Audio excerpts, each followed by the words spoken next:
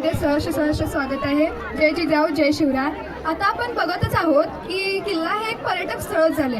पर्यटक त्या किल्ल्यावरती जात असताना त्यांच्यामध्ये विचार आला पाहिजे की शिवरायांविषयीचा आदर, शिवरायांविषयीचा सन्मान, शिवरायांचा इतिहास जाणून घेण्याची प्रवृत्ती त्यांच्यामध्ये असली पाहिजे.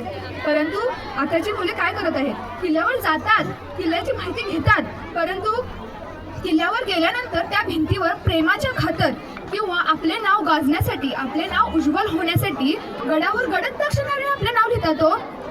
परंतु ज्या शिवरायांनी अवघ्या 14व्या वर्षी हातामध्ये तलवार घेऊन एवढं मोठं स्वराज्य निर्माण केलं, त्यांच्याच आपण कष्टाचा अपमान करतोय.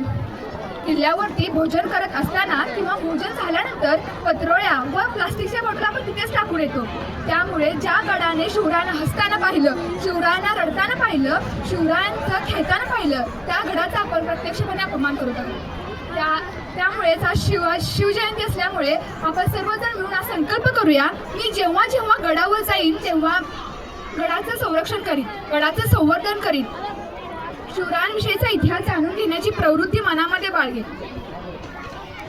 मी तुम्हाला गडाची ओळख करून देते. हा आहे तोरणा किल्ला, म्हणजे प्रचंड गड. हे प्रचंड दगड आहे आणि हे मैंगाई देवीचे मंदिर आहे. हे मंदिर महाराजांनी का बांधलं?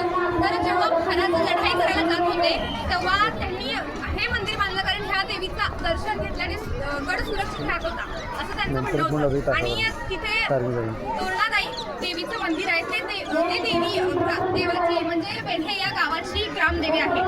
आणि इथे दरवाजा म्हणजे हा मुख्य दरवाजा आहे. मुख्य दरवाजा महाराजांनी भक्कम तटबंदीने बांधला, कारण शत्रू जेव्हा हल्ला करण्यासाठी येत होते तेव्हा ही तटबंदी कामी येत होती.